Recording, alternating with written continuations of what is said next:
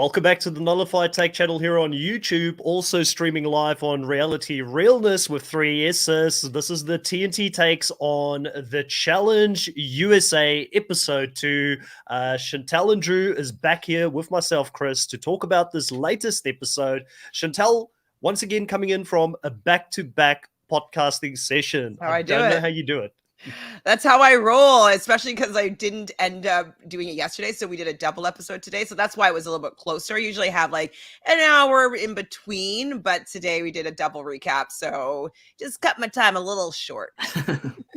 Yeah, a lot of TV and action going on, more things to come out pretty soon. So, everybody's really, really busy. Drew, you've been doing a lot of work on the challenge, the USA challenge. I saw that you did end up releasing that Tiny Table Talk last week as well for episode 1. How's things going on your end? I'm assuming you're flat out as well.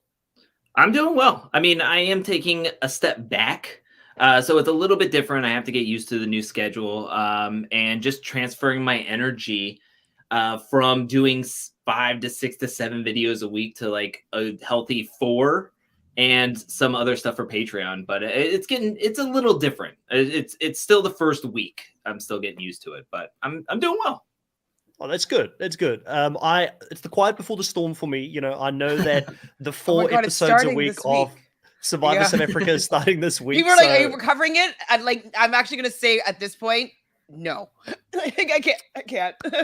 I can, to be honest with you, I can understand because it's 4 episodes, that you're going to have to be covering in a week. Like I know from someone that's done Australian Survivor that it gets really hectic only to do 3 episodes a week. Mm-hmm. So they've gone 1 extra. They definitely did not have podcast this in mind when they planned the scheduling around this season. So it's going to be hard out. I'm more than happy to do the challenge, continue to do the challenge, continue to do Survivor. And that's why I made it clear.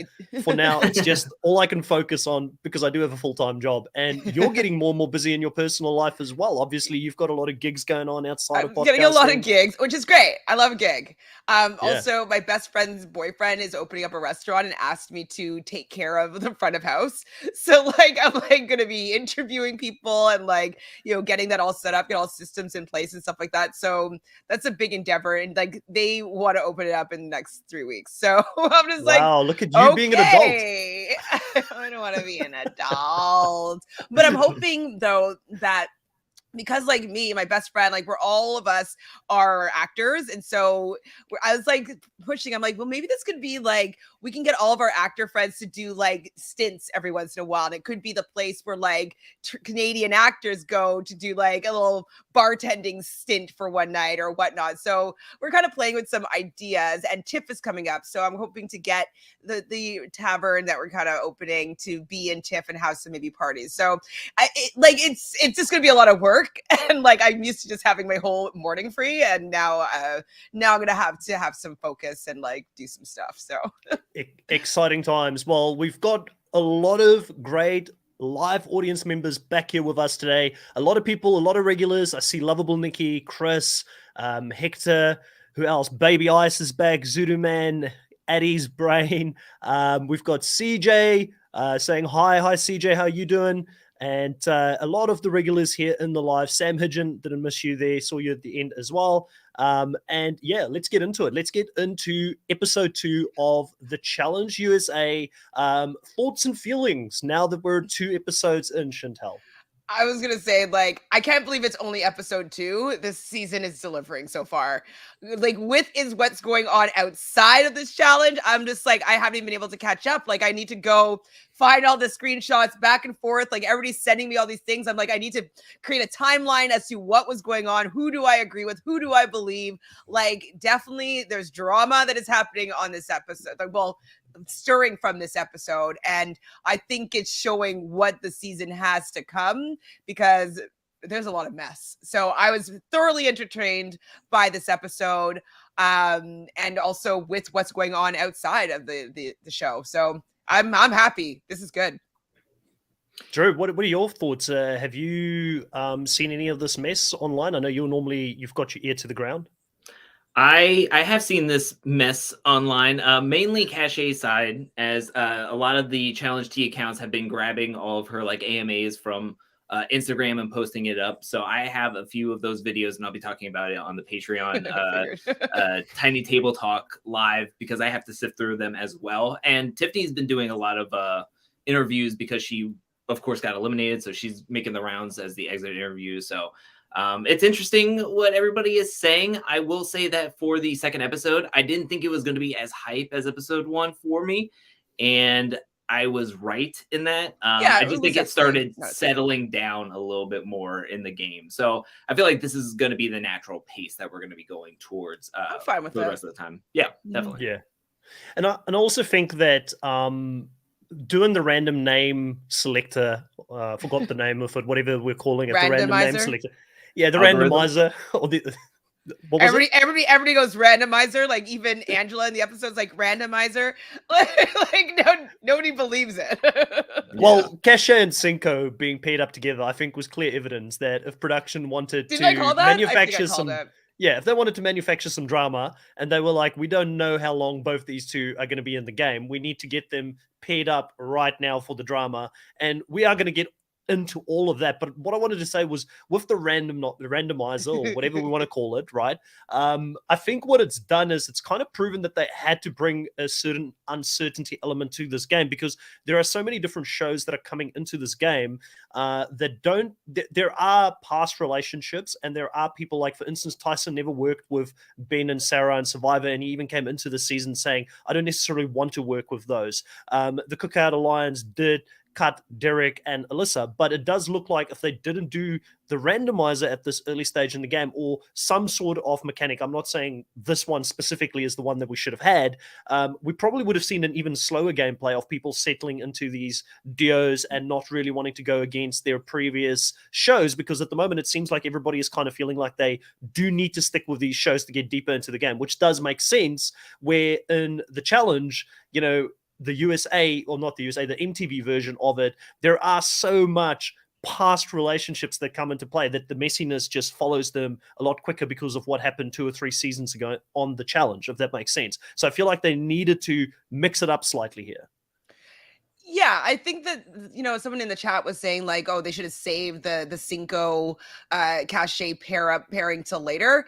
I think every episode they're going to go what is going to be most impactful for that episode. So I think that I think next week, like whoever is in a fight now, like this week is going to be paired up together next week. And I think they're just going to go with that immediately. We did also hear when Cache did her AMA or whatever on Instagram, she said that she was from the beginning paired like beside Bunkwise, beside like Cinco, and I don't know if it was Desi or if it was Tiffany that was like between them. Like they want to see this kind of mess, and so I think that they were just want to get their money's worth right away, and so they're just going to go for it. So yeah, I expect every week anybody that has the most drama is going to be paired up for sure. I think that's where I'm getting frustrated with, is that they call it random. Just leave the word random out of it. Unless you make it legit random, just say this is the algorithm. It's going to pick the pairs for the next week. Done. That way I'm like sitting there going like, okay, they're going to have some mess in it. But once you say the word random, I feel like they're treating the audience, us, as stupid to be like, oh, this is totally random. Cinco and Cache, oh my gosh, week 2? Who would have saw that coming? Oh my gosh, Justine had her friend get thrown out of his house because Tyson threw her in. Now they have to work together. Who would have saw that coming? It's like, I think we all would have saw that coming. We did see that coming. Seriously? Yeah. No, it's definitely, it's a bit on the cheek. And I do think that us that analyze the game, the fans that are here in the live, that listen to the podcasts and other people's opinion about the game, we were not fooled. But I do sometimes lose faith in humanity when it comes to the wider audience and the casuals being fooled. Like maybe a few of them have been fooled by this, and they are entertained by this, because clearly people are not calling them out on it enough. So they do something like this in a season. And I feel like there's been other variations of things as well, where we're like, that feels a little bit manufactured by production. But Chris here says, social media feuds. I noticed Tiffany versus Alyssa, Sean versus Alyssa, Cash versus Tiffany, Desi versus Tiffany. So potentially a few different things that are going to be coming up in this season. And Cash has never followed Desi. Like it's never. So And there's no block or anything like that, but I don't believe Cash follows Desi either. So I had to go sift through all those back and forth. That's definitely what I'm doing after this. And hopefully I'll be able to put together a video about it for tomorrow. Yeah. Zudamania says the drama this episode was so great. I'm just so happy that we have the CBS version now to give MTV yet another example that we don't need explosive and action movie challenges to have a good season. I do think that the characters so far have been pretty good. There's a few people that are carrying the season for me at the moment still, though. I wouldn't say the whole cast as a whole is doing a good job. Tyson's doing a pretty good job. Justine, I thought, had a really good episode here, but she was connected to Tyson, and a lot of what happened was connected to him. Tiffany was great, but now we're not going to have Tiffany moving forward. Cash is pretty good at the moment. There's a few people that have been standing up. I think some of the Love Island girls have actually been impressive, like bringing some entertainment. I've got to give credit where it's due. It's the show I know the least of, but I've been impressed so far. Yeah, I mean, like, they're bringing in the relationship mess. Obviously, they're on a love show, and they have a couples that are competing together, and so it's definitely going to have like the sides. People that are friends are going to be who's friends with Cash, who's friends with Cinco. It's going to draw those battle lines, making them work together. Obviously, have their alliances. So it's definitely bringing an element of drama that we usually do get on the challenge, with like people that have dated or exes or whatnot. So it definitely has the challenge element of having relationships having to be worked out in this format. I find it very entertaining as well. Yeah. So that's it. I don't anything need to add? I know. I'm good. I'm good. I'm good. Yeah. Okay. So let's get back to the start of this episode. So obviously the randomizer happens. We get the new pairs being locked together. The big shocks we've already spoken about. Cachet and Cinco having to work together. Cachet saying that the big reason that they didn't work out is because they didn't really communicate, and now they're having to communicate in this challenge moving forward. I did feel like throughout this episode that was a very interesting partnership because she didn't want to feel like she was letting Cinco down as well in the challenge itself. What did you guys think of them as a duo when they actually got to the daily challenge, and Cash being sort of motivated by Cinco, there on the challenge and getting it done when she's got a fear of heights and she's never really been a good swimmer, or she can't swim. This was pretty much like her kryptonite, right? It was like two things that she didn't like in one, and she has to do it with someone I still feel like there's feelings there, and she doesn't want to disappoint him. Just broke it up. Like, it was pretty fresh. Like, I would think within like the week. Like, it wasn't like a couple months. Like, it was a pretty fresh breakup. I mean, what I liked about it was the fact that it showed that they did have a relationship. She would go and visit him, and they would work out together all the time, and they would post their workouts on their Instagram and stuff like that. So they did have that kind of relationship where he trained her, and like they have a working relationship when it has to do with like how to move your body in certain ways. And so I think that her not wanting to let him down, I think it was very useful in this case, because if anybody else she might have quit. And so I'm happy that they had this pairing, that she was able to overcome some of these fears. Whether or not I think that she should do that for Cinco, I like the fact that at least he was there to get her to overcome her fear, to actually pull through and do it. So I'm happy the way it turned out. Yeah, I think that them working together was fine. The way that the daily challenge was set up, though, that it was so quick with every single round, that I do agree with Hector that it should have been saved for later, because everything that was explosive about their relationship happened outside of the daily challenge. So with them not having to really show how much they work together and how well they work together, it kind of flopped to the point where it's like, you could just done the randomizer random, and then maybe it would have been worked out even better if they didn't have were partnered up together. But I did like that Cinco was so helpful. He was very encouraging, and Cachet was able to face some of those fears alongside somebody who is a familiar face that really helps her out.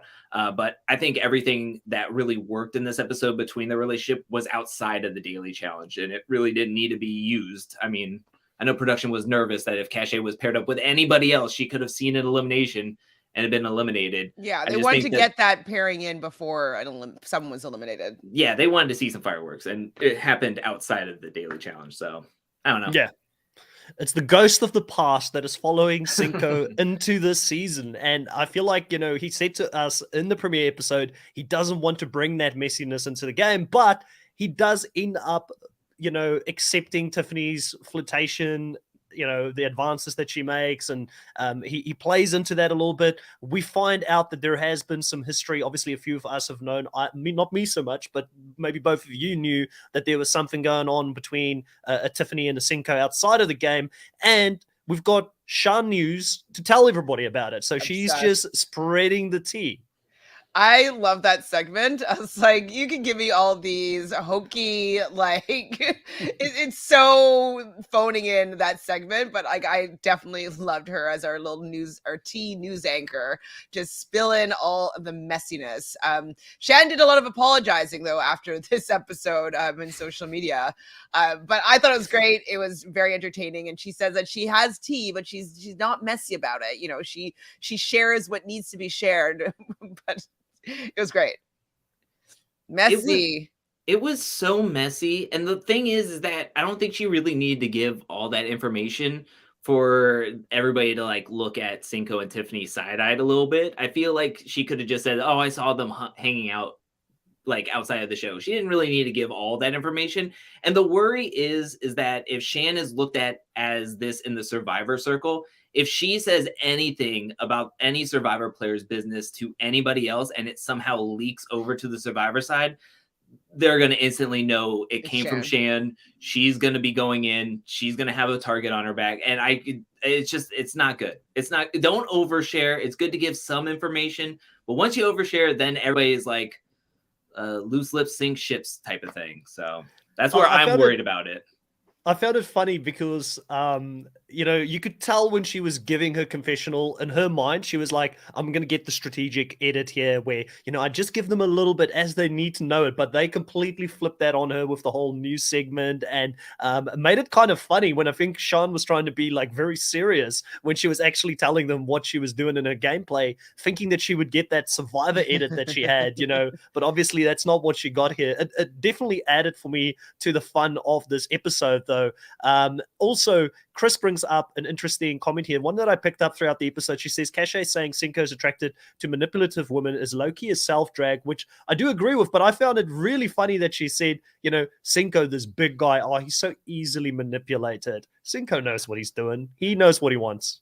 Well, I think the reason why that is that's what she's feeling is that there's a lot of problems going on with her, with Cinco, and with Trina, and they had the triangle in the villa, and Trina, in my opinion, was very manipulative. She's continuing to be really messy and trying to bring Cache into this mess, and so Cinco at times has been feeding this by going and hanging out with Trina and hanging out with Leslie from the show, to people that are kind of opportunistic in how they've been acting inside and outside of the villa. So I think that the fact that Cinco puts himself in positions with people that are clearly manipulative, because both Leslie and Trina both had a thing for Cinco also on Love Island.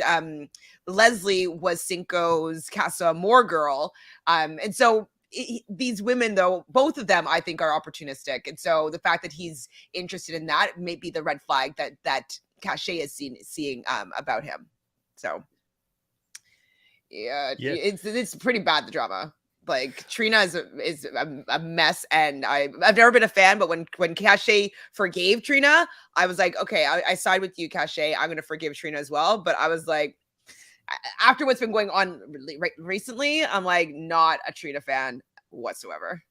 Yeah, all over my head here. I can't add anything to this conversation. I don't know about you, Drew. If you can Drew add knows anything it all. to Drew I was just gonna throw it out there. If anybody's watching All Star Shore on Paramount Plus, Trina and Johnny are on that season.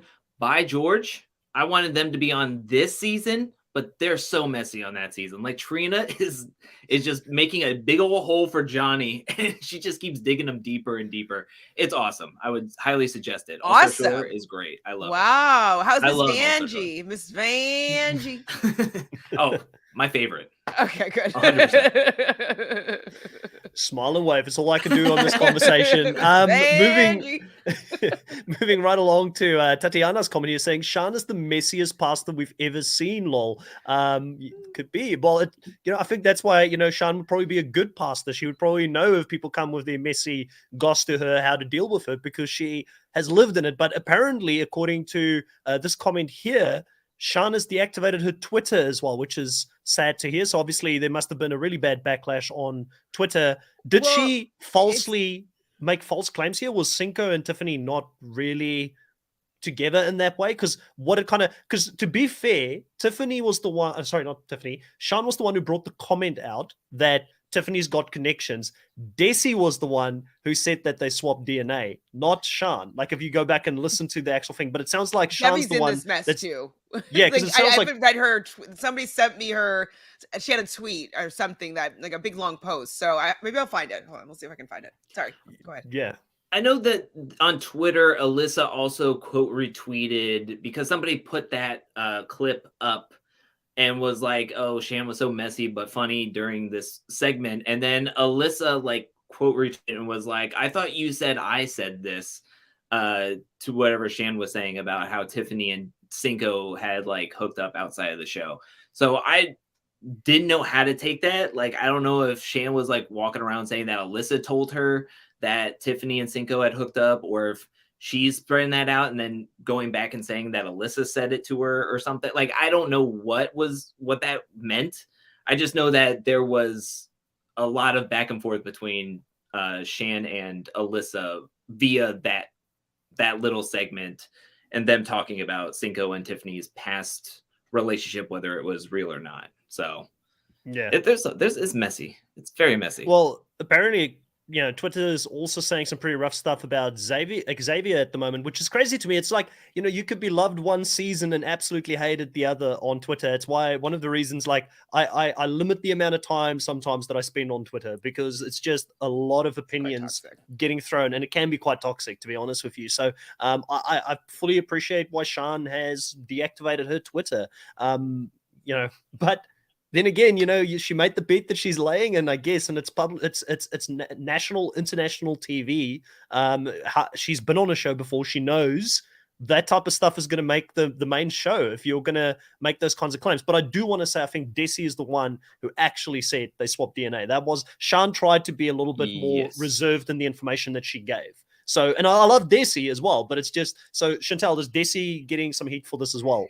Yeah, I'm still not 100% sure of exactly what is true or what has happened, but I believe it was Desi and Tiffany that were talking about putting on lingerie in front of Cinco to get Cache upset. So Desi could know a little bit more, and she could have been bringing in that information. So, I still don't know if Desi said something beforehand. I don't know exactly what Cache or what Cheyenne was saying was a lie. Right now, I'm team Cache because I feel like it seems like they're kind of coming for her. And even with Tiffany saying in this episode, that ain't your man. Like, okay, it's not my man, but he's my ex-man. And as a friend or an acquaintance, because they both talk about how they were making a friendship and they liked each other, they were excited to be on a season together. I don't know. I would not be getting that intimate with a new friend, a new acquaintance's very recent public ex-boyfriend. I just wouldn't be doing that, especially being 20 years older than her. It's just something that I wouldn't be doing. So right now, I'm feeling like I'm on Cache's side of it all, but I haven't watched at least two of the interviews that people have been talking about. So Sarah from Nerdtainment, she interviewed did an exit interview, and then also Devin and Davon on the Challenge official podcast, whatever, also interviewed them. And so I haven't watched those. So I haven't heard Tiffany's side yet, but I have seen Cache's Instagram post, and it seems like a logical story so far. So still I'm just going to say informed. you need to be careful, Chantel. Tiffany's fans might be dragging you pretty soon on Twitter saying things like that, right? She was America's favorite player last season, so she's got a lot of fans. I definitely felt that she deserved to be America's favorite player. I was super happy for her of getting that role, or that money. I wanted it for her. I wanted her to win this season. Last season, I thought she played the best game. It's for me though. I just am not seeing that same Tiffany. And so this It was new messy. this It was this very Tif- messy. yeah, this new Tiffany is not the same person that was playing last season that I was rooting for. I will throw it out there that in one of Cashay's AMA or answers that she was giving, she did mention that she was told something by Alyssa that really stirred the pot, kind of thing of like, oh, Alyssa told me that Tiffany wanted to do A, B, and C and try to get me like. So to me, I feel like Alyssa's name is getting brought up a lot, and I'm not saying like this is secondhand or third hand or what if it's true or not. I'm just throwing it out there that Alyssa seems to be at the core of a lot of stuff. Not saying that she's trying to do it, but her whole edit is the revenge of the cookout, and Tiffany is a part of the cookout. Xavier is somebody that she was trying to manipulate this episode to try to get her out of elimination, despite Xavier's name also being thrown in there as well as possibly going into an elimination. So I'm just wanting to throw Alyssa's name into the hat of being like, I don't know. Some of this could be true. Some of this could be right. But I did hear like Tiffany call Alyssa a snake. And then Cashay is also saying like, oh, well, Alyssa's the one that told me that Tiffany wanted to get me out of the game and wanted to get my mental stuff. And I'm like, okay, well, let's think about the source that you're getting this from. But yeah, we'll and then Shan's also... Alyssa's also bringing up Shan saying something about the hookup between Cinco and Tiffany. So, Drew, you're gonna have to give me all of your like any posts that you have because I need to put together this timeline. Because like I know I'm still like, who said what? When did Alyssa come in? When did each person unfollow who? Who's blocked? Like I know there's a lot going on. I still haven't figured it out yet. It's like a Cluedo mystery. Yes, Cluedo mystery that we need to solve. Wait, Drew, should we do a video together and be like, let's unpack this mystery? It was Tiffany in the kitchen in lingerie with the sprained ankle. Oh no. I was just gonna say you're right. Alyssa's definitely in the shadows doing a lot of work, but I'm in agreement with Chantel. I'm like, listen, Tiffany, she's not been impressive this season in regards to just being subtle and playing in the background. I think she's come in with a reputation and wanted to, she knows what's going to make TV as well. So she wanted to be this big character, probably overestimated how well she was insulated within both the Love Island and Big Brother group, and then just picked the wrong man to flirt with in front of the wrong girl. And it ended up, like, at the end of the day, Tiffany should look back at this and say, was it worth it? Was Cinco worth her game? Because that's really what sunk her game here in this episode. 100%. I do not think that whatever flirtmance that they had, like, fine, you're just working out together. Fine, you hurt your ankle, he's carrying you to bed, and like nothing's happening. Fine. But as I said before, if you're trying to make a new friendship with his ex-girlfriend, it's just not a good look on these shows where feelings and emotions are heightened and you're always looking for numbers. In this game, like, all the guys being on your side, yeah, it could be sort of helpful, but like the women are looking out for themselves, for who they want to go against or who they want to be playing this game with. And if they don't want it to be you, they can get those numbers against you. So I think that she didn't exercise good strategy so far this season. I think that, what she was great at was being able to be, have her really close relationships, but then also be the nucleus of another really close group. And I don't think that she even used her old strategy in this new game. I think that she was trying to do something different. I think that she thought that she had more control over the men, and she thought that that was going to be enough for her to have some dominance in this game. And she really neglected half of the house, or like an entire show was females. Like, you don't think that Cash has connections? Like, she at least has the other Love Island girls that are probably going to be on her side, because if Cinco cheated, which I think is what the rumor is, then they're going to be on her side no matter what. And if Tiffany is flirting with the guy that just cheated on you and you broke up over it, it's just, they're just not going to want to have you around, because it's just going to keep on touching that old wound. And I think she miscalculated this entire season. But I just want to say, how crazy is it that we thought coming into this season, we did our preseason content. Yeah, Love Island, Big Brother, clearly there's something going on. They're hanging out outside of the house. We didn't think how messy that could be coming into a game like this and what potentially, what baggage they're bringing into the game. But how crazy is it that Survivor, who we thought, man, like if these guys go early this season, the season might be just not as good because, you know, a lot of us are big Survivor fans. I know I am. I'm very biased. Like I'm like Team Survivor all the way. And they have been able to manage to just sit back in the shadows, let Big Brother and Love Island go at it. And they've now lost a Love Island person here and a Big Brother person. I don't know how well Cashel was connected to the Love Island crew. It didn't look like there was much of a connection there. So Love Island is coming in very divided. Big Brother is already fracturing. Dare I say, like the Survivor players are going to run this game at this point. They're going to go to the end because they know numbers and they know strategy. So they're in a very, very dominant position after this. And they also seem to know when to insert themselves into the drama. Like they throw the bomb and they run away. Basically, it was what I mean. We don't know if Shan is going to have to, you know, is going to get in some trouble later. Like definitely she's going to be a person that people are wary of.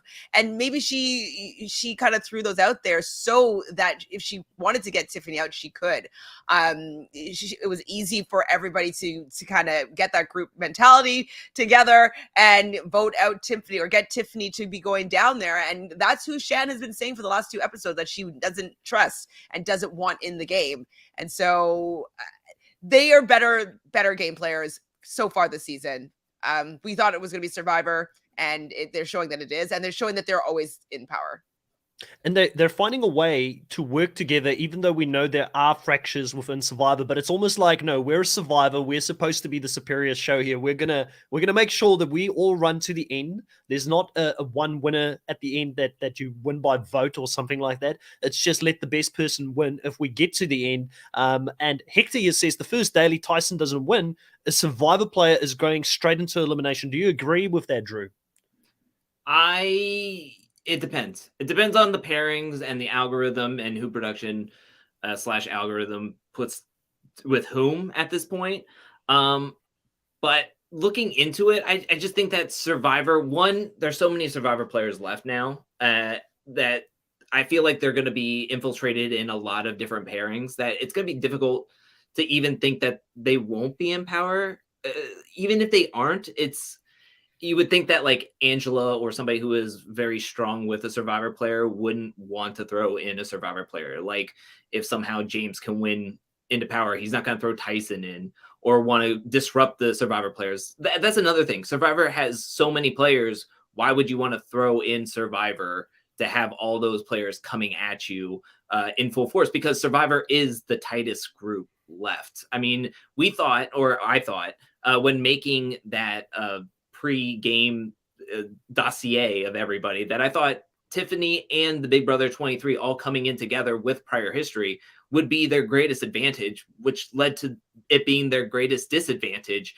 And so now everybody coming into the game, it makes sense that it was either going to be one extreme or the other. The problem is that Tiffany isn't like CT, who is 6'5", a dude, and has really big muscles, and people are intimidated by her. She's one of the oldest on the season, and everybody is scared of her and her connections and the way she can walk around the warehouse and grab Cashel and Cinco, and they're worried about her brain. So to me, it makes sense why it went to this extreme and that she's out this early, when we thought that there could have been a possibility of her being able to go very far with her connections, when in actuality people were scared of those connections.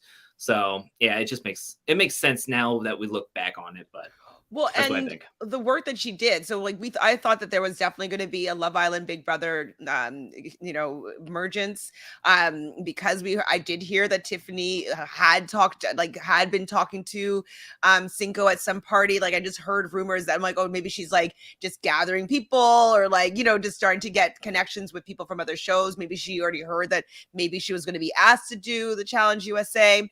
And so I thought that it could have been a really strong thing, but I think that she completely didn't take into consideration that people may not want to be in a really tight alliance run by Tiffany. And I think she just didn't like. Everybody says yes to an alliance. Everybody says yes to pre-gaming. You just say yes to those things. But I don't know if she realized that people, when they were saying yes, they weren't fully in it. Yeah, I agree. And, there's a few people here bringing up Tyson, saying if Tyson doesn't win, Survivor could be in danger. But I also want to say, Tyson does seem to have pretty good connections across the aisle. Like, I feel like we've seen him and Angela talk already. I feel like he's already forming a bond with James. Him and James worked together in the previous vote. So out of the Survivor players, I feel like you can already see Tyson spreading his wings. Xavier. Sorry, Xavier. Yeah, Xavier is another person. So he's got connections. So I actually think that Tyson, there's a few scenarios where Tyson, crazy as it is, these guys have not played the challenge before. They don't realize if you get a shot at someone, you take it. But then again, saying that, we've also seen in the past that great players who win a lot, like a CT, can be intimidating, and people are like, oh, I don't know if I want to throw him in now, because if I miss my shot, he might win the next daily, and then he throws me in there. So I don't know if I want to step in front of the Tyson train, especially if he's got some connections in Big Brother and he's got some connections in different places that's not just Survivor, because he knows that Ben and Sarah will never be his closest to. Him and Danny have never played together. Him and Sean have never played together. And I do feel like a lot of people are attracted to his personality and they want to work with him because he's the cool kid. Everybody wants to work with the cool kid. And I also think the fact that he has so far won both of his partners' entry into that final, I think that that's also very attractive for all the women players, being like, ooh, I haven't been paired up with Tyson yet. Maybe that's going to get me my $5,000 so I can be able to run this final. So I think that the women would be like, no, let's keep Tyson. Let's get rid of him later, maybe but they probably would have run the final with Tyson. So I think that it depends on, it's going to be the power of like, will the men be able to like say like, no, we don't want to run against Tyson anymore, he's too dangerous, or the women be like, no, we want Tyson here because we want to run this game with him, so I have a better chance at winning. So it's definitely going to be a battle of the sexes, who is going to win out if they're going to try and take out Tyson or not. I almost think it's going to come down to the show as well. And if Survivor is going to stay tight, they're not going to want to send Tyson in anytime soon, because they're like, we need to keep our numbers advantage as far as possible into the game.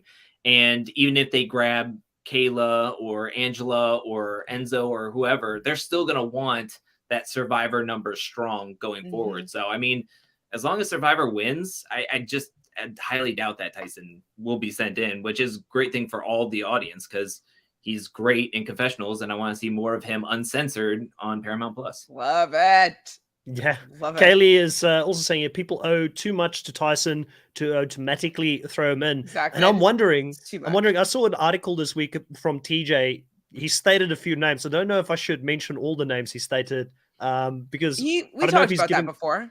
Oh, did we? So he stated some names. He stated some names of who he would like to see on the main come show. Back and play the main show. And is this from the Robbins podcast and Brian Cohen interview? This was from an article that was online. So I'm not too sure if it was USA Daily or something that I just read. But he mentioned Alyssa, Tyson, Ben, Sarah, Danny, and I think those were the five he mentioned. He didn't say Sarah when I heard him talk about it, but who knows? Chantel would have known. but yeah, those Sarah, are the names. But those people he didn't say. Yeah, he did say. So it's interesting. It's interesting who he's bringing up there because Tyson is sort of thrown a little bit of shade before the season even went live, but he's the star at the moment. Like, I mean, they're really focusing on Tyson. Obviously, he's won a couple, so that makes it easier for the edit to be a lot around what Tyson is currently doing. But I'm wondering if they're trying to like convince Tyson, this could be a sweet spot for you. We can keep you in the limelight. But I don't know if Tyson will be persuaded by that. I'm wondering. So Tyson has just been like, oh, he thinks that like the challenges on Survivor are a lot more superior is kind of what he's been saying in some of on his own podcast, I believe. I'm wondering if he's saying that just to throw like us off the scent of him winning the season. Because like, if we're like, oh, why is Tyson pissed off with the challenge? Like, it's going well for him so far. Like, if we knew that he was going to win 100%, like, is it that interesting? So maybe the fact maybe he's playing up like, oh, like this, the format and the challenges are like not that great, like because he wants to appear like maybe he's pissed off with the show because he wins. Could be that. Or I had a thought like, what if he goes into an elimination or something happens where he has to leave the game and he doesn't get to take his whole bank account with him. And if he Fair. keeps winning, Ooh. he's thinking, I have 25K in my bank account. It would be great just to take that and go if I really want to. And then come to find out, he won't be able to take it unless he gets all the way and wins or something to that effect. So it's either really good or bad. Someone else, there's another bad one. Someone else suggested in my comments saying, like, what if he's medevaced? Like, what if he gets injured and taken out early from maybe some of the game mechanics of a challenge? Yeah, let's not put that out in the universe. Let's just like put that right out of our minds. That's not going to happen. Okay, so let's put it back into he's just not happy with the challenge because he wins and he wants to throw us off the set. Yeah, and also, like, someone here says, Tyson does have a way. He's got a dry sense of humor. He does have a way with words. Apparently, Try Moyota, I don't even know if I'm pronouncing that right. Sorry. Tyson actually said he wants to be paired with the weaker girls on his podcast because he wants a challenge. And he said Tasha, Kashay, and Kayla were the weak ones. So, I mean, sometimes you just don't know with Tyson, like if he's saying it tongue in cheek and if he's like really serious about what he's saying and what he's doing, because I don't even know if he knows if he's serious half of the time when he talks to the camera sometimes. So he's an entertainer, but so far he's impressive. And when you get someone like Danny noticing you in this daily challenge, when you're out there, you're swimming, you're going up, you're collecting the words, you're going down and you're putting them together. And Danny had nothing but good words. And I mean, that's the highest praise that you can get because this guy is a professional athlete saying that, man, Tyson is impressive and he's impressed by that. Well, I did hear that Tyson trained for the challenge. So doing, weighted runs, definitely climbing things, like he did stuff that was going to help him on the challenge. And so I appreciate that dedication. I like somebody that gets prepared. And so he did prepare for the challenge, which I'm definitely happy about because it's paying off 100%. Like when he was doing the daily, they had the best strategy. Like get somebody working on that crossword puzzle while the other person runs back and gets more pieces. And he just kept on going back for more pieces. The more pieces that you have, the more opportunity to make words. And it was also showing how strong he was to the other people to make him more feared, more intimidating. And so I think that his entire performance for the daily was very impressive. And I think it was going to be helpful for people to be scared of throwing him in. He really reminded me of Wes in the All-Stars 3 finals, the way he was just going back and forth. Like you could just tell he's on a completely different level of endurance, of strength, of just everything compared to the rest of the cast, who is like even struggling jumping from one of the platforms to the buoys. I mean, he does have the length, but to get up and down that ladder, like to get up that ladder is going to take a lot of strength. And he was just like, all right, I'm going to go back again. You would think he had tripled the time, the amount of letters and times he went back and forth. And sometimes he was just doing it by himself. And they had over triple, maybe quadruple the letters of everybody else. And they had 20 minutes, the same as everybody else. It was incredible. It was a really great performance. 9 words. The closest person to them were Danny. And who was Danny's partner this round? It was Desi, who's a powerhouse as well. So Desi and Danny had 6, and they were the closest. And same with Tiffany and Cashel. They also had 6. Did you love whose comment was? I think it was it Cachay's or Shan's talking about Desi's bicep and just grabbing the salt. She's like, why does your muscle look like that when you're not even flexing, grabbing the salt, and you're the nicest person? And now in hindsight, knowing that they've got a bit of beef between them, it's sad because it looked like maybe they could have been friends between the two of them as well. So, but yeah, that was a funny comment. And also what really impressed me with Tyson, this specific challenge, was the fact that, he had that thing where he said, when you're a biker, there's this technique that you do where you don't show people that you're gassed. So he's like, I'm tired on the inside, but I'm not going to show them. So that's going to intimidate them even more and continue to create this fear factor about me just going out here and winning everything, which I thought was interesting. And when you look at Tyson, like if you didn't know who Tyson was, like a lot of people from Love Island don't know who he is. There's a lot of people coming into this who probably never watched Survivor. He doesn't have the physique of someone traditionally that you would have thought would be dominant in the challenge. Like he does not look that athletic. He's got this lean, lanky build, but he is super athletic. And it's just, we've spoken about this on this podcast a few times, when we've mentioned Josh, who's training really hard to become more and more fit so that he can be good at the challenge. And we've said, you either have that natural athlete sport ability or you don't have it. Even if you become fit, you're not necessarily going to become great at doing sport and have that athletic ability. And Tyson's got that. Like, I mean, Tyson is probably like, he's trained hard, no doubt about it, but he's probably 50% of what he was when he was in his prime. And Tyson at 50% is scary. I wouldn't have wanted to see him in like his late 20s, like 28 or 27. Like, he would have been an absolute monster. He's so impressive. And what I also thought was really interesting, because we were just like, Cashel who? But then they both had their eyes on each other. So he was wanting to know whether they were what was it? Gym muscles or not. Wait, he said, I can't remember exactly what he said. Model muscles or practical muscles. And I thought it was A, that was funny, but B, like, I didn't realize that he had his eye on Cashel as being someone that could be a threat to him physically. And then also that Cashel had his eye. I mean, Tyson, it makes sense, but like that Cashel had his eye on Tyson as well. And so I like that they both kind of clocked each other as their competitors. I thought that was interesting. Yeah, I was going to say, Dolores, The Ringer, but I see someone else has helped you here. So for anybody who wants to go and listen to Tyson talk about the challenge, it is on The Ringer podcast for Spotify, I believe Apple as well. So go have a listen to that. I'm sure he's not going to tell us everything until the season is over, and maybe there will be some extra juicy tea when we finally get to the end here. But one of the other pairings that for me was an interesting one and really put my girl Kayla in hot water here this episode was her and James being paired together as the two amazing race contestants coming into this show, and they both really struggled on this daily challenge.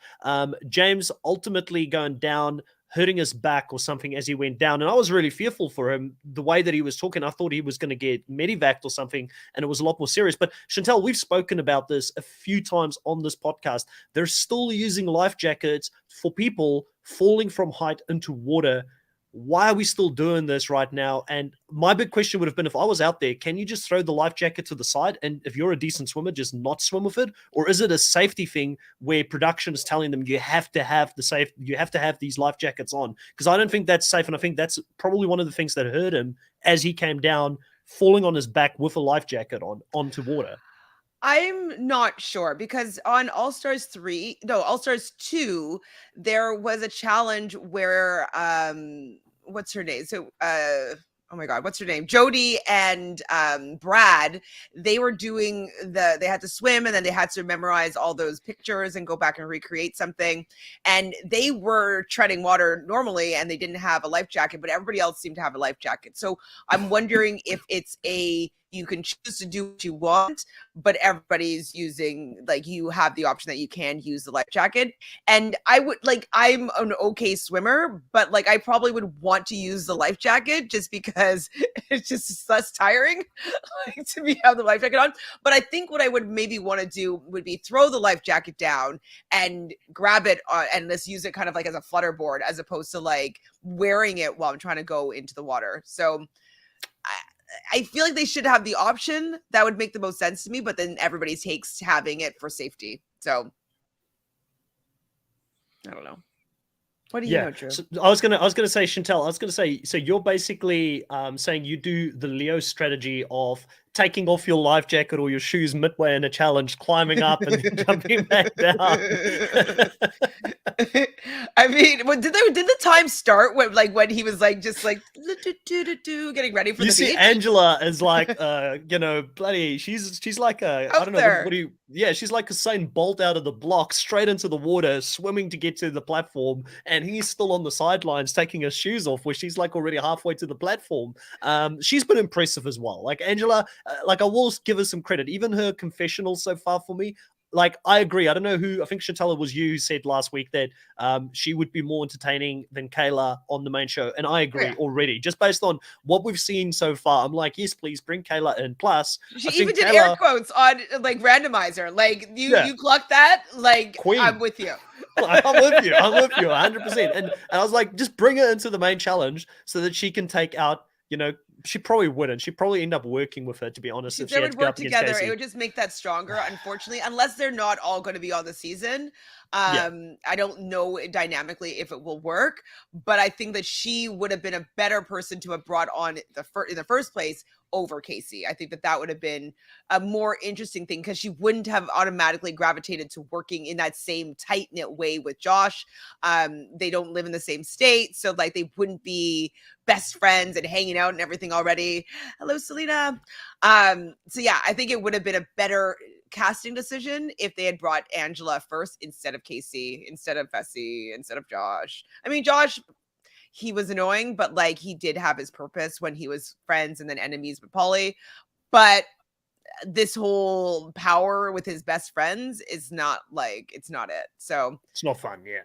It sucks the life out of the show when you just know that group is always going to sit together, and they've now also infiltrated the rest of the challenge vets, and there's like the Stockholm syndrome of all of them thinking that they're friends with the Big Brother players, and they're just working together season after season. Not fun to watch, but I have enjoyed Angela. She was an absolute beast here. Obviously, it didn't go so well. Was there anybody else, Drew, that sort of stood out for you? I think there was a funny moment, just as I'm thinking about it, with Cashel writing Kyra's name down instead of actually a word, and Tiffany was like, hey, focus, we're in the middle of a challenge here. Why are you writing your ex's name down? Yeah, and like I don't know if she's doing that to try to like flirt with Kira. We've also learned that he cheated on Kira, and that's why they broke up. And so maybe he's trying to get back in her good graces. I don't know, but like win the challenge, like that's hotter, I think, than writing your name in a crossword. Win the challenge. People love winners, and having the allure of that power, I think that would have been better to get her to be like, so what are you doing with like who are you gonna throw it? Like if you want her back, I think that would have been a better strategy. Cashel needed to go. Let's just be real. He has the personality of a 2x4 and has a buzz cut. We do not need him on this season any longer. He's a Libra. What do you mean? You're just gonna throw out another Libra like that? All right. Well, I gotta change my sign, so I'm up for anything but a Libra. But no, Cashel is not it. No, never was. He was undrafted on my draft, so that was hilarious. Like, I just had made the post for the audience, and like he's gone. The audience is like, we don't want him. Don't give him to us. They named it Team Slay, and I'm like, got slayed. I will say that the other person that kind of like stood out to me as somebody, let's talk about another flop, and that is going to be David, who got his first and only confessional in 2 episodes. Thank you, David, for that 1 point. Gosh, what a loser. This sucks. Yeah. And his confessional was, I can't wait to go up against Tyson, who won the first one, because now I can prove my worth. And then immediately cuts to him just absolutely failing, flopping down. But listen, that's what David brings to the show. The editors know that. David maybe knows that. I don't know if he knows that or not, but you know, he brings a lot of different fun and a bit of a random factor to the game. You can't just have game body players playing the game. So I'm actually enjoying it, even though it was one. I can give him one confessional. I'm okay to give him that one confessional. I also heard, I don't know who told me this or where did I hear it? I don't remember, but that James and Kayla actually went first. So I think they put them in round 2 when they showed the episode, but they actually were part of the first round that went through. And so that also probably was done because they knew that everybody after them were just like, we only need to get one. And so maybe to try to bring up the suspense a little bit to have them be second as opposed to first. I don't know really why. I'm liking Alyssa, by the way. I'm liking Alyssa giving Enzo absolute crap when he was like, we just need one. Alyssa's like, no, we're going to win. We're going to go for the win. And Enzo's like, yeah, of course. But I mean, if we do get one, we're okay, you know? And that was funny to see because Alyssa has got her mind in the game as well. She's there she wants to redeem herself. Like she didn't have the greatest showing. Her dream was taken away from her in Big Brother. She's like, I've got a second chance at reality TV stardom. And there's a reason TJ mentioned her as someone that he'd like to see on the main show. Like, that's what I'm trying to say. I don't want to give too much away, but why are those players' names being mentioned by him? He said that all over the place, so like you can't really hide from that. It's kind of like when they do these super cuts of the whole season that Drew can dissect and know exactly who's going to be in like the final. Like they give a lot of stuff away, and so it's out there. They want it to be out there. So maybe it's so that we're rooting for people when we're watching. I'm not sure. I personally would probably keep it a little bit more of a secret. If there's supercuts, I would have been like, hey, like, let's not show everybody. That's like, I would like to create a little bit more suspense, but it doesn't seem like how they want to roll. So yeah, don't worry. I don't think you should worry about it because they are saying it. So they're not worried about I'm getting in trouble here by Lovable Nikki, wonderful moderator of the chat. And before I know it, I might just get removed from this call. You know, she might just be like, "No, bounce him out of here." I am talking about speculation only. I don't know anything. This is all public information that TJ's put out there, and he said obviously he can't go into anything too much more than that. But I think what he really said is he liked their personalities and the fight that they bring to the game. So, and I could see that with Alyssa because it was impressive, he was saying, like, they're all impressive. like again, like I mean, Alyssa's like, I'm not just here for the numbers, and isn't that like one of the things that we hate about the main show is the fact that so many people on the dailies these days they just don't try, and she's like, no, I'm going to go hard for every single daily. I'm going to try and win it, right, Drew? Yeah. I mean, I'm personally not super impressed by Alyssa, but I mean, yeah. Cool. Tell us why. What has she done? I'm glad you and TJ are. No, I think TJ. So looking at Alyssa's stature, I think it's easy to kind of discount her as like, oh, she's going to get run over and probably taken out of this game. She's probably going to be sent first into the elimination because she's going to be deemed as weak. And then come to find out, she's actually putting up a fight and doing all she can in these games. And I think it's impressive to someone like TJ. I mean, TJ, let's be real. TJ's acting like a swim coach with everybody out there going like, I'm impressed with you guys. You guys did an amazing job. He did that first episodo's daily challenge and he did this episode. I can't wait till he says it every single time where he's just like, guys, I just want to say I'm impressed with every single one of you. You guys are doing such a great job. Even though you got 0 words. Great effort. Amazing, even David? Do you think he's going to say that to David? I don't know. Why put him so much in the trailer if he's not going to have a single confessional in like 1.5 episodes, everybody? Why did I draft him? They got you. They fooled you. They're like, ooh, Drew always thinks he has the tea. But we drafted before the trailer. So you know what? I would have drafted him like second overall and been like, guys, I watched that trailer and oh my god, you would be happy that you did it, right? Man, Drew, you're like the competitive side of Drew's coming out here. So now I know why he doesn't. Sweating.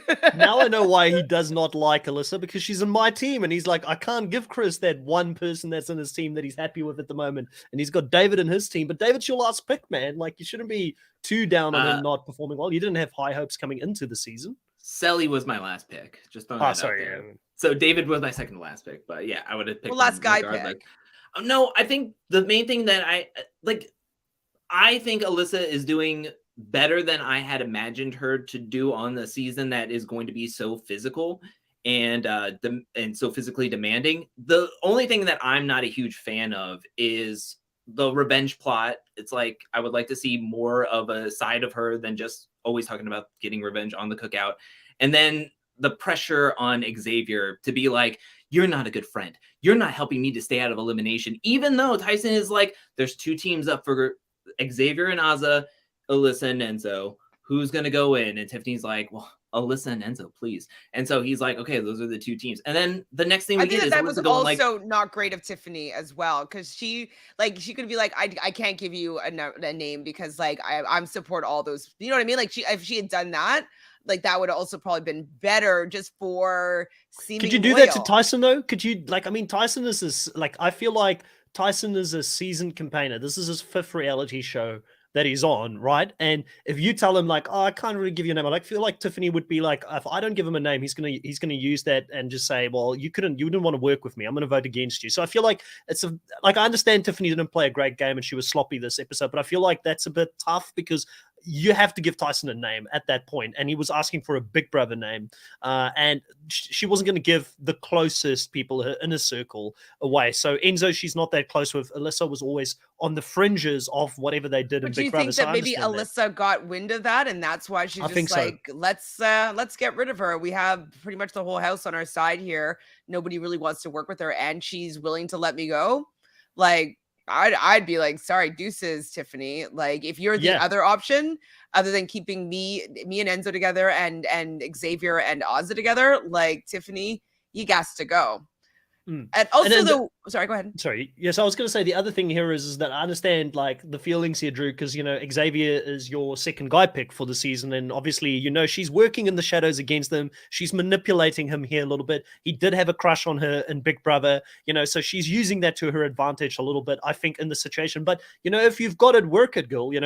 Use what you've got to get yourself ahead of the game and use that relationship. He did betray you in Big Brother. She does not owe anything to Xavier. Now, is this going to be a winning strategy for her long term? I don't know. But in this episode, it kept her out of the elimination. Just playing devil's advocate here. I'm just going to say, I want to see different confessionals than what if your best friend for 65 days. 65 days. It's like, okay, so your best friend that you met in a game for $750,000 with lying, cheating, and stealing and backstabbing. It's not like you knew each other from like preschool and then you went into the game and was like, your friend lied to you the whole time. It's like, no, you got to use friends loosely in that I have group. to say, though, okay, I have not played the live real version of Big Brother, but I have played some online reality games of Big Brother where they are equally as long, like 100-day games. I played 85-day games, like 6 weeks games. Like, I played a lot of long format games, and I've played with people that I've made some decent relationships with.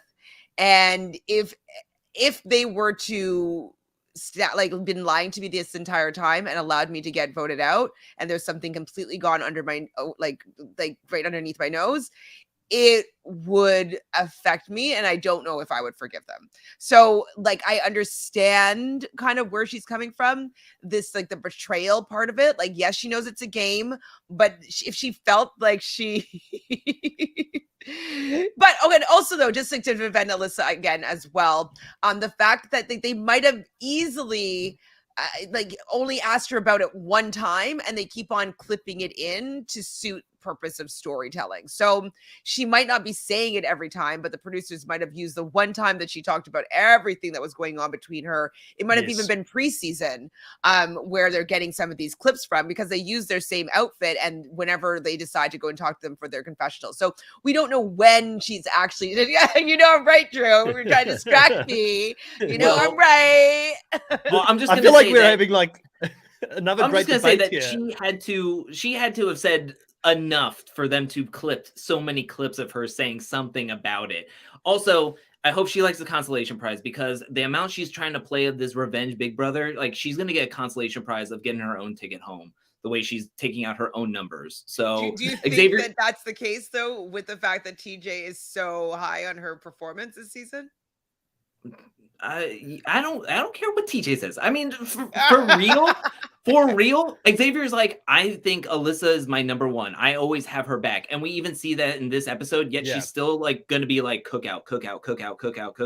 I got to take out the cookout, instead of being like, what's going to help me get to the end. So I feel like, yes, she really wants to prove herself and win this game, but the amount of what we're seeing is cookout, revenge of the cookout, makes me think that that's the story arc that we're getting, at least via the edit wise. It's not like I'm going to So who do you mount think up is going and to be take this out game by first, storm. Alyssa or Xavier? What? Who do you think is going to be out first, Alyssa or Xavier?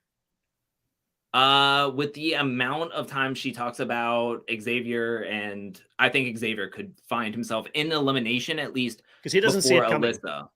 So that's what I think is going to happen. I think what unless her game gets with Tiffany is going to happen with Xavier. Like, he's going to get paired up with somebody that's not going to be in good standings, and then all of a sudden you're going to get somebody that's like, I wouldn't mind taking a shot, kind of thing. Like, what if I could persuade you to throw in Xavier, and it's going to be like, well, done, kind of thing. So that's what I think. Yeah. I was going to say, unless Xavier somehow finds out that Alyssa's secretly plotting his demise behind his back, that could turn the tables, because he does have it looks like a good relationship with Tyson, who's been reasonably in control in the game. But then again, does Tyson want to run against Xavier in the end? We haven't really seen Xavier do anything yet that makes him a threat out there, like in regards to being good at dailies or, you know, anything that shows that he's going to be someone to look out for. But it could also be a game plan from Xavier at this stage, because he's just won a big show. He's like the most recent winner on the show, so he probably doesn't. Yeah, he's trying to like guard. He's like, I'm gonna try and like just like be in the shadows and not be too obvious of a target here at this stage in the game. I want to bring back up our teams here at this point, and obviously we've got an elimination that takes place. We do see Cashel and Tiffany out here, so I lose yet another player. Jeez, man, like these drafts, I know how to pick them. So I've got already a little bit of a disadvantage here coming into this. Before we go into the points here, what did you guys think of the actual elimination? It's 2 bicycles. They have to ride the bicycles up to a certain point to light up the screen, and then they've got to do a memory puzzle and then go and replicate that back on a board at the bottom. The one thing for me, I will say, that I didn't like about it was the fact that you couldn't see how close people were steps wise. If there was a certain target, again, it's up for production to flip the lights on and off. Like, again, like I feel like it's very hard to see if this was fair or not, because Cashel was like, you know, he nearly moved that bike and it was a stationary bike and they couldn't get that light to flip on. So, I feel like there was room for production to get involved here if they wanted to, which is there's too much of those instances happening at this point for me in the show. Well, also, though, we know that Tiffany has a hurt ankle, right? Because of the being yes. carried by her savior, the Southern gentleman, Cinco to bed, top bunk. So she definitely was not cycling as quickly. But I also think that Tiffany got unlucky here with the fact that I think a majority of other people, if she had gone up against them, they would have been able to beat them because they were really good at the memory thing. It's just that James and Kayla were able to figure out a strategy more quickly, and it could be because they're from the Amazing Race. They probably realized like what kind of things that you need to study. Like we heard that Kayla, she was reminded that she lost $1 million for the fact that she messed up on a memory challenge. So I'm sure that she came and she knows the challenge. So I'm sure she came prepared with ways to memorize things, and she talks about like making a story out of the images so that she could easily remember them. So I think that she might have had a problem maybe against Tyson, because Tyson would have probably been good at something like that. But everybody else, I'm not sure if they would have been as good as Tiffany was. So I think she just was unlucky with her matchup there. But I also agree with you, Chris, that the production could have stepped in there and allowed for the Amazing Race team to stay in the game. It's possible. 100% agree with the criticism that you and Chantel have said. I did not like the elimination for the sole fact that what was the lights? How did we figure that out? Who was flicking the like lights how many on and rotations of the pedals? Like what was how did it work? Yeah. Exactly. Like that's what why can't we have a treadmill and we're throwing balls over a wall kind of thing, like back in Rivals 2? Like, why do we need a bicycle? Why do we need this big old setup? Because it is that thing of like, okay, well, we can't show the whole elimination, but like Kayla and James had to do the first puzzle twice. Yet Cashel and Tiffany is shown to get the puzzle right after they got the first puzzle, and then they were able to do it in one shot. Then they go back to their bikes, and then we see Kayla and James get the rest of their puzzle, and then they get the second puzzle right away. And it's like, how slow is Tiffany moving? I know she did have a hurt ankle. I saw in the second time I watched, she had a bag of ice. So I think that's another reason why James was like, hey, what if we put in Tiffany and Cashel? How about we do that? Like, girl has a busted ankle kind of thing, and Cashel is a punk. Like, let's go after him kind of thing. So that's why I think that it was a smart move by James to throw out Tiffany and Cashel just to see what the waters would go. I mean, why not shoot your shot kind of thing? I just want to know, like, how did that whole thing go down? Because it was the first puzzle having to do twice, and how slow was it? Like, Tiffany never seemed like she completely stopped at one point, and Cashel was going double time, and I think he was going faster even than Kayla and James. But what was the pedaling combined for both of them? What did it look like? I would have much rather had a more straight looking complete, like maybe like focused numbers one. going up, you know what I mean? So you can be like, okay, you can see like 1, 2, 3, 4, 5, and it's going at the same pace, the same Maybe speed, maybe like pumping water, and then like there's a ball that goes up and then out, and then it'll show or something. Like I would have much rather seen something that we could have seen. Yeah, that was visually. the real thing. Yeah. So but why would they want to like favor James and Kayla over Tiffany and Cashel? Because Tiffany is seen as this big fearful character, and then the Amazing Race players are only 2 people. So you take out Kayla and James, who James is having a great edit at this point. I mean, you take out one of the smallest TV shows that have only 1 person left, which means Leo's going to go into the next elimination because he's a lone soldier, and Cashel is just a casualty at this point. He was going to go either this week, next week, or the week after. And I think Tiffany is seen as this big old scary figure. So that's why I think that if they were favoring somebody, it would be favored towards Kayla and James. We don't know. To have this like underdog Yeah. win. We're the underdog team, and we got this win. But they deserved it. They got it.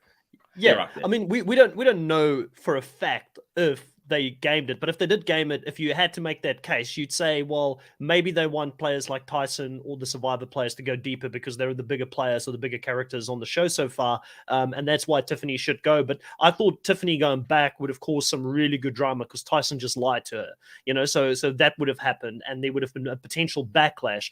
And I just want to say, for anyone that was listening, true 30 minutes ago. Like, he didn't actually lie in the moment. No, it was only 30 minutes. But I also want to say to those that are listening to the live, like for us, like I don't know how both Chantel and Drew feels about it, but I'm sure they feel the same as me. It's not fun to criticize the show around its integrity because we want to shout for the show. We want to have the challenge be great. The challenge wants to be the next America's sport, but it can't be without being transparent. I mean, if you look at sports, it's got score lines that are visible to everybody. There's rules to this. Refs. So if they want to present themselves as the next big CrossFit Games or the next big, can you imagine if we go to this worldwide thing where everybody goes against each other and the USA wins by a fluky production thing, the backlash that it will be where people will be like, oh, the USA they just wanted to favor their team in the final and they didn't want to give the rest of the world. Like, I mean, we've got enough real wars happening in the world. We don't need that uncertainty, flakiness in the show. So I sometimes wish, I know the production don't listen to these podcasts, but I sometimes wish they did listen to people who love the show and are passionate about the show and because we want the show to do better. That's why we call it out, not because we want to break the show down. It could have been fair, but there's definitely ways, like you guys said, that we could have made this more transparent and fair. And maybe this is the criticism that Tyson has had when he talks about certain challenges not being as good, because maybe there are some flakiness that is yet to happen. This reminds me of in acting class. I had a teacher once always say, like, never bring anything into a scene night or an audition that might make people feel unsafe. So, like, you would never, even if it's like a plastic knife and you're in a class, you never would want to have a plastic knife that you're using in an unsafe way because it doesn't allow the audience to be able to enjoy the performance because they're worried about the safety of the people playing. So this is kind of reminding me of, like, I really want to just sit and enjoy the show and watch these people compete. But then if I have like this little, like something wavering, being like, oh, like, I don't know if that's in integrity. I don't know if they're doing that right. And I'm having that question. It's taking me away from these players potentially doing well. This also just kind of happened on Big Brother now that somebody did her foot touch or did it not touch like the ground? Like, should she pull from the game? And like, now we're just thinking about the fact of whether or not her foot touched or not. People are slowing it down. The confetti move, it's called Confetti Gate. Like, did she deserve to, anyway, so it's just like, it's this Confetti Gate is happening, and I want to see integrity of the show and people coming in and saying like whether or not things are happening are truthful. I want to believe the show. I never want to question it so that I can just enjoy the show instead of always questioning the integrity. So. Well, and I think that it doesn't help that the show started out with this algorithm splitting up random pairs, and then Cache and Cinco are like the first pair to be like, oh, who would have thought? That's so quirky. All right, you two fight. kind of thing. Like that's where we're like, well, and then where, also Justine and Tyson, right? yeah. So Yeah. I think it's like the ears perk up a little bit, and you're like Right. in that alert stance, and then all of a sudden something else comes up, and you're like, all right, now I'm going to question this a little bit, kind of thing. Right? I That's don't want where to I'm question at. everything. I want to just I don't want to enjoy either. the show. Mhm. Yeah. Yeah, it's not fun. We want the show to continue to be on the air. You know, want people to love the show, but this does not help. Also, just a quick shout out to Justine, because you know, she could have gone the opposite direction. She could have been, you know, my friend's gone, I'm gonna, you know, take revenge and just not work with. But she ended up pulling herself back in, and we talked a lot about Tyson. You know, her being good at putting those words together. I think she contributed in her own way in that win as well. I just wanted to give her a shout out as well as someone that also won this specific daily. But let's get into the points, Drew. I want to get into, you know, where We we're don't sitting have to. currently. We really that don't have leads to. me think Are that you we're- in that are we're you not in doing too well. the Chris role right now? Let's just say Justine is my queen, as she is my leading scorer with 16 points. Danny is my second leading scorer with 11 points. And guess who's my third highest scorer? David? That's right. It's Selly, who left last episode. She had 8 points. Everybody else has 2, 6, and 6. I have a total of 56 points. I went up 22 points from last week. So I'm in third place. Chris is in second place, getting 30 points from last week. He has a total of 70 points, with his leading scorers being Kayla with 13, Kyland with 12, and then his third leading scorer is Alyssa with 8. And sitting in the top spot, we have Team Chantel, who had, from episode 1, 3 points less than what I have right now. But she went up even more with 36 points of her own, with Tyson leading all scorers with 24 total points. Angela with Wow. 12 points. She only got 1 confessional this episode. And then Cache got up there with 11 points. And even with Azza not having a single confessional or doing anything of significance in this episode, she is tied as your third leading scorer with 11 points, all from the first episode. So you have 89 points in first place. Okay, Wow. I'm happy with that. Thank Early lead, you. yeah. And I think when you look at the team, even when I like your team, Chantel, when we were looking at this episode, I was thinking to myself, wow, Angela, Tyson, Desi, and Cinco, they still loom large as very physical presence this season. You know, there's a lot of focus on a lot of those players at this stage. And a lot of my players, like, I feel good about my chances of getting deep, but they're not necessarily the biggest characters. So and it's very unlike me not to pick big characters. So I don't know, like, it's I'm a little bit fearful here, but at least you're Well, not it must completely have been running away. because you were like, you know, when Drew opened up the Big Brother gates, you needed to go and match him in there, and like you should have maybe Kylan. stuck to your like keeping your survivor strategy, or maybe I don't know. I did Well, in forget saying that, I one do have- player. I did forget one player, and that is James. He has a total of 15 points, making him the third overall leading scorer behind Tyson and Justine. He has 15 points. Yeah. Wow. Good job. Me. Sorry, we didn't draft you, Idiot. Me. Yeah, you picked David ahead of James. Let that sink in. He's all over the trailer. Just wait. Just didn't wait know until he that. gets like 15 confessionals one episode. I know he's leaving. So that's how it's going to all go down. At least he'll get some points before he goes. Yeah. Maybe. Just wait. He goes and he doesn't even get a single confessional the episode that he does leave. He just like leaves. He just walks out. Because that's what happened during his what is it? His pairing up. TJ was like, Dom and Shannon, and then Dom gets in there. He's like, I like Shannon. Shannon's a really good girl. And then you have Cinco, Cache, and Cache's like, I don't know if I can work with Cinco. And then it's like, Karen, David. All right, everybody, see you later. Bye. Check it out. Check it next episode. And it's like, all right, cool. I'm glad. Whatever.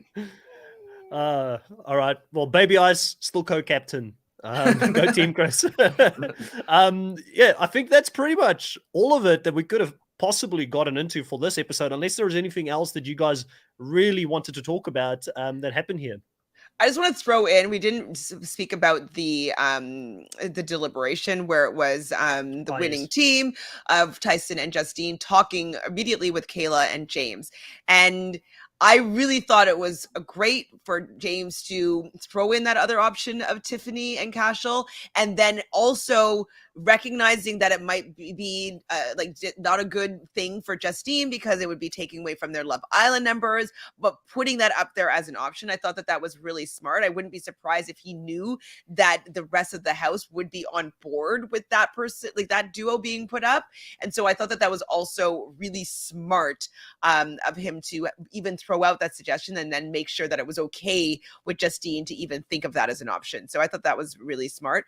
But I also want to ask you guys whether or not you think that it was a good move for Justine to lose one of her numbers in that way.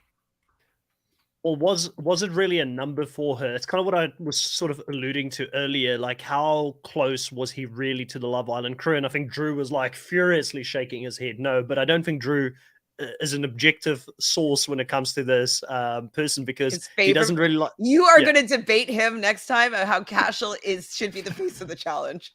Jeez, I need to like torture myself and go watch Love Island. Bring Cashel season back. One, Justice season for Cashel. one's terrible though. Yeah, it is. Like, how deep does he go into this thing? Would I have to commit to like a full season?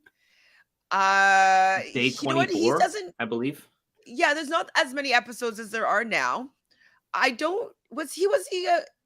might have been a bombshell. Was he in the beginning? I can't remember right now. No, Kira was a bombshell. He was there right from the beginning. Kira was a bombshell.